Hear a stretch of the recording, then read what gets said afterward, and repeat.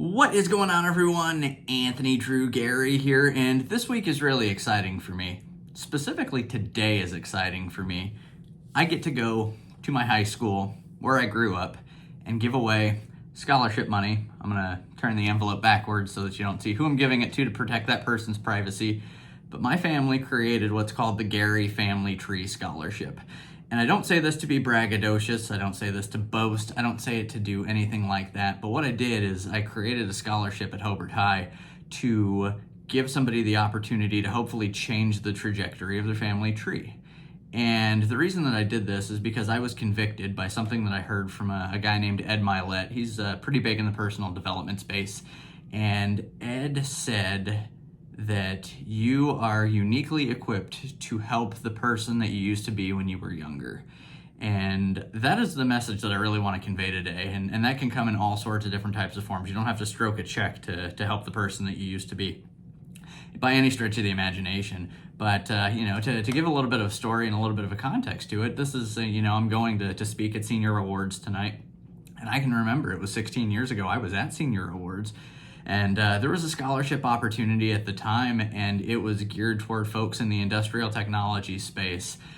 Primarily, there was a previous teacher who had passed away in our school, and there was a little memorial fund that was put together for him. And one of the expectations for that scholarship was going to be for students who were expected to pay for college on their own.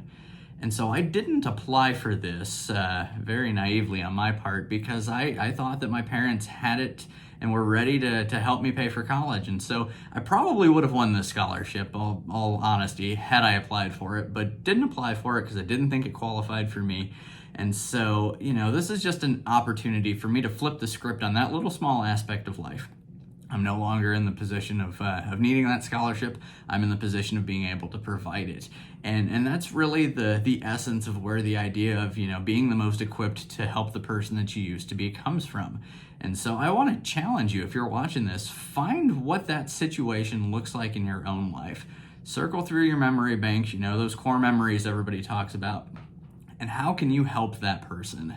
And don't necessarily help it in yourself, but how can you find other people who might fit the mold of that description, that situation, what have you, to find a way to make an impact in somebody else's life? And I fully recognize that what I'm saying here may cause you to have to come to terms with some things in your past life that you may not be comfortable about for one reason or another, and that's okay.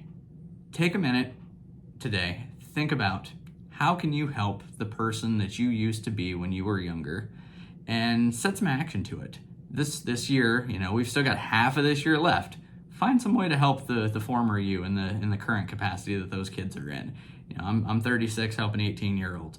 You could be 60 helping 40s. You could be 70s helping 20s. Whatever the case may be, find an opportunity to make a positive impact in somebody else's life.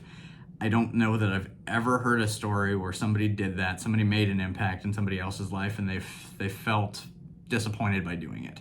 This is generally a good thing. This is what makes the world go around. Spend some time thinking about this today and be the person that you needed when you were younger. Until next time, take care.